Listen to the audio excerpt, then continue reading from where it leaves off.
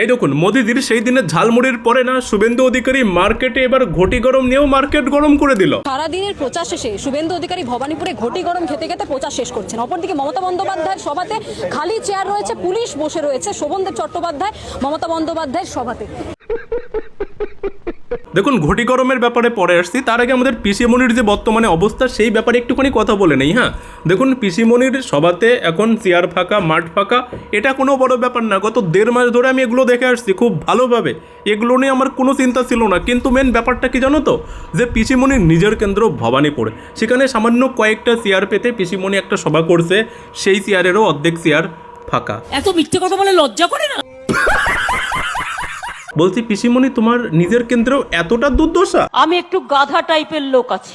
সঠিক বলেছেন। আর এবার আছে শুভেন্দুদার ঘটি গরমে। দেখুন গত কয়েকদিন আগে মোদিজি ঝালমুড়ি খেয়ে গিয়েছে, তারপরে ঝালমুড়ি নিয়ে যে কী রাজনীতি শুরু হয়েছিল, এই ঝালমুড়ির দোকানটাও মমতা ব্যানার্জি করে দিয়েছিল, এরকমের প্রচার চলছিল, তারপরে আরও কত কি। তারপরে দেখুন ওই ঝালমুড়ি নিয়ে না মানে রাস্তায় রাস্তায় নেমে পড়েছিল তৃণমূলের লোকেরা।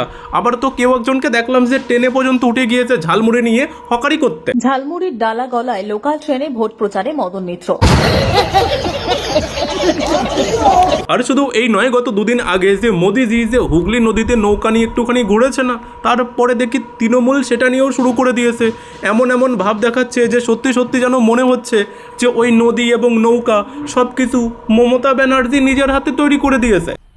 মজা আয়া। তো চলো, বড় বড় ভাষণ দেওয়া পর্যন্ত না সব কিছু ঠিকই ছিল, কিন্তু তারপরে তৃণমূলের নেতারা কি করেছে জানেন? ওই মোদিজিকে কপি করে আবার তৃণমূলের নেতারাও ওই হুগলি নদীতে নেমে পড়েছে। আমি প্রধানমন্ত্রীকে চিঠি লিখে যাব, মমতাদি পুলিশ পাঠিয়ে আমায় ধরে নিয়ে যাক।